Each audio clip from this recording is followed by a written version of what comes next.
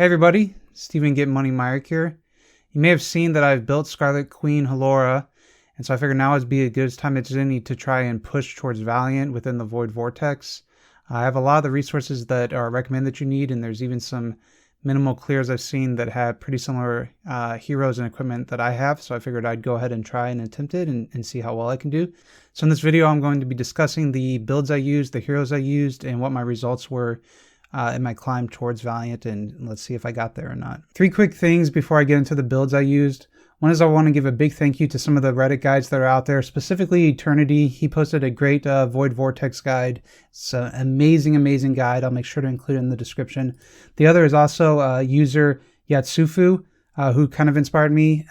Not as upvoted of a guide, but he basically was able to push to Valiant with his lineup. So I'll make sure to include both of those threads in the comments below. Also, if you're not aware, there's a Google Doc out there where you can put in what level you're on and what the lineup is that you're against, and you can see what your reroll options. So that'll give you an idea of what the best lineups you can face up against are and what your odds are of hitting them. So I'll also include that in the description. And the final thing I want to say is that if you're not subscribed to my channel, please consider subscribing. I just hit 800 subscribers, getting very close to 1,000, so I'd really appreciate it. So starting with the heroes, I used Tix. I removed the skin from him because it gives speed and HP, which are not resources you really need. You want him to go last. He is V4, as you can tell. He has 2, so we're going for just the maximum amount of damage we can get. He's got a crit attack stone. He's got split gear to maximize damage. And we do have a Splendid Staff Punisher of the Immortal. So Tix is basically perfect. He's exactly what is recommended. Next, I want to talk about Scarlet Queen Halora.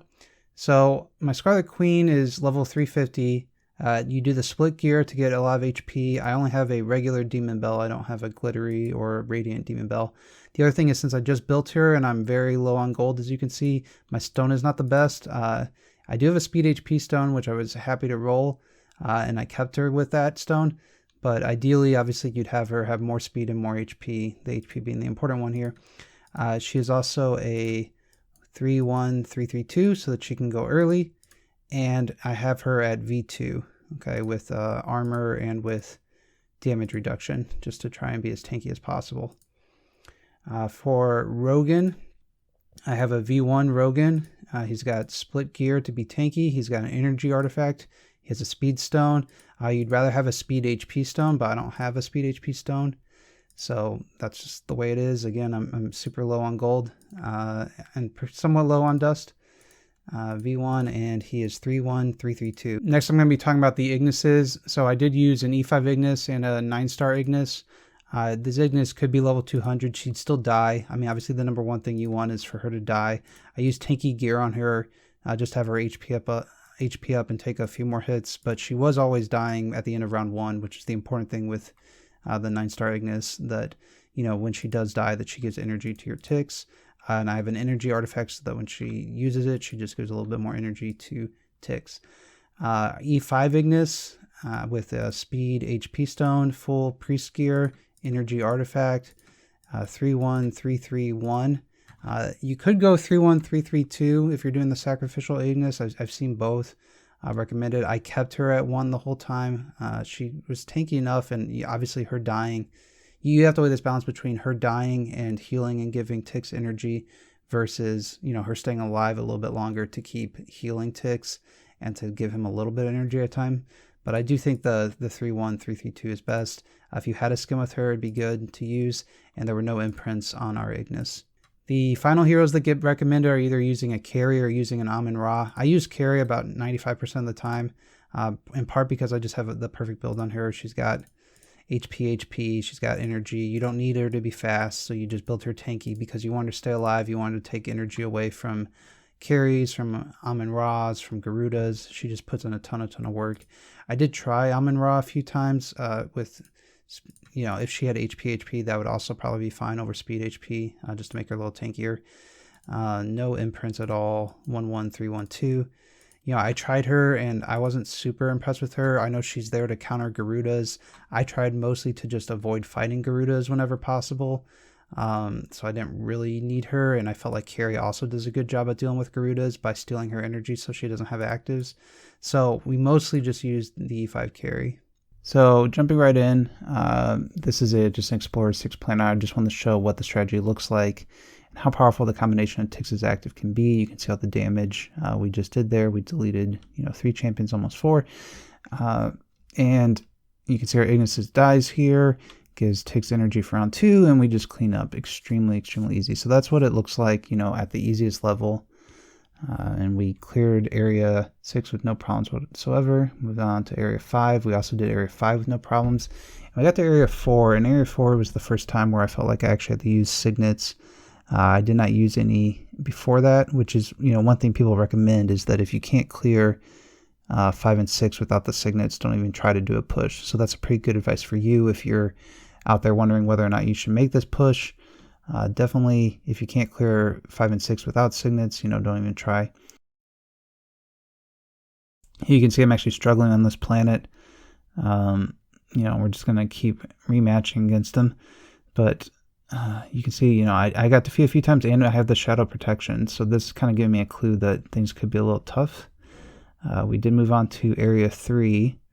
And you can see I'm getting a little bit lower on my attacks and my signets. And I am using, shadow here. I got some bad luck. And I'm re-rolling teams, to get teams on this planet to get the best I can. So you can see there's no Garudas here. Sherlock's kind of easy. Russ is kind of easy to take out. I experimented with Amun-Ra on some of these planets. I experimented with Carry to try and get the best combination.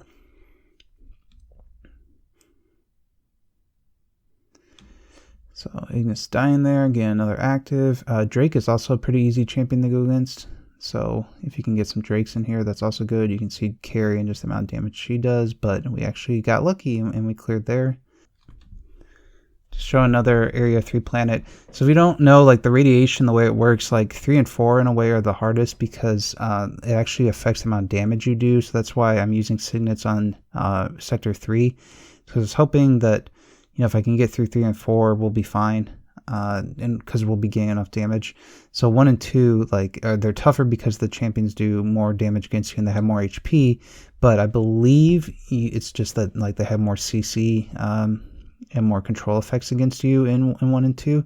And so according to some of the guides, you really just want to try and use those signets on 3 and 4. But you do need to still save some for 1 and 2 as well. So I was relatively happy with how many signets I had to use to clear 3 and 4, but obviously if you could use less and save for 1 and 2, that's better. And obviously if you could do more damage, that would also be better. So here I go a little crazy on sector 2. I'm thinking that I can clear sector 2 here and go all the way. So you see I did drop 750 gems there. I've spent gems before this point as well. And this is a planet where I started with protective faction of Shadow. And so I didn't have to roll a signet. I just kind of want to get an idea of how am I actually performing here against sector 2 with shadow protection. And this is also a relatively good roll on the planet because that was the other thing. There are guides where you can see which planets you roll against, and I felt like this was the easiest planet I could be going against in sector 2. So I've got the shadow protection. I've got the easiest I can get. So if I'm going to be able to clear the event, I will need to be able to clear this one for sure. So it's a good litmus test of how hard I go on spending gems, because if I can't clear this, then I need to quit. And so you can see my Tix dies there. And so again, I'm just going in and I keep trying this planet here because it's got the protection. I don't have to use a signet, and it's the easiest, best roll we can get. There's no Garudas. Russell's kind of easy. Sherlock's kind of easy. You can just see that damage Tix puts out is very nice. Obviously double carry is tougher, but we've got our own carry to help control the energy a little bit. Russ gets an active off. Wipes out our Halora. Rogan stays alive though, and we'll get an active here with Tix. And so that was actually a clear on a sector 2 planet, and that was our first clear. You can see 4 billion damage there.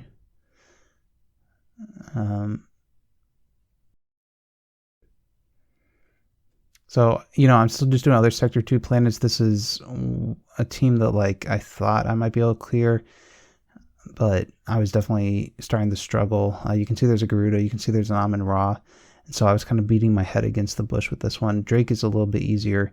Amun-Ra actually presented a lot of problems for me with her healing curse. Like my ticks would just die after getting healed, which is pretty brutal. Did not enjoy that. And there's a giant active by Garuda. So not feeling super great right now. Going in one more time here. And I'm starting to feel like this is probably the beginning of the end. With just the amount of signets I have and just how difficult it is to clear some of these planets where, again, this is one of the actual better rolls on this planet of what you can get. And I was getting to the point where I wasn't willing to drop, thousands and thousands more gems without me really feeling like I can do enough damage to clear it. You can see just like, obviously it's a little tougher with the shields and everything, but just not doing the damage. And so it's at this point that I kind of threw in the towel and said, well, this is probably as far as we're going to be able to get. Yeah, so unfortunately we couldn't make it all the way to Valiant. I quit at Explorer 2. I probably used about 3,000 gems or so to get there, so it's definitely not worth it. But it was definitely worth it for the testing aspect, just to get an idea of where I was at. Me personally, I'll probably be waiting another month or two. I really think that getting a V3 Queen, getting a V3 Rogan, and getting those imprints so that they're buffing Tix's damage are going to be super helpful, because I was just really struggling to clear some of the levels.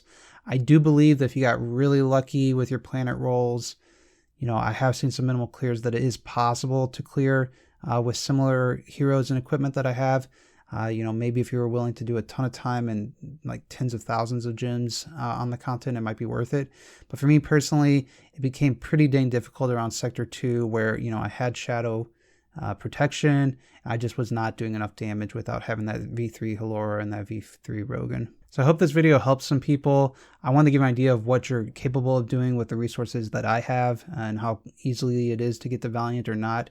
Obviously, if you have enough resources to V3 or Halora, maybe have a better stone on her to make her more tanky, V3 or Rogan to get more damage, all that add together I think would really be a big difference in helping getting there. I do think no matter what, you're going to want to save 10 or 12,000 gems for reroll options just to make sure that you can clear the planets you need. I am proud that I was able to get through 6 and 5 so easily, but for the time being I'm going to definitely regress my ticks down. I won't keep him at V4 for this whole time, so he'll go down to V2 or V3 probably for a while, and I'll put those resources on other heroes until I'm ready to make another Valiant run. I really appreciate you all watching this. I hope you learned something, and I'll see you all in my next video. Bye.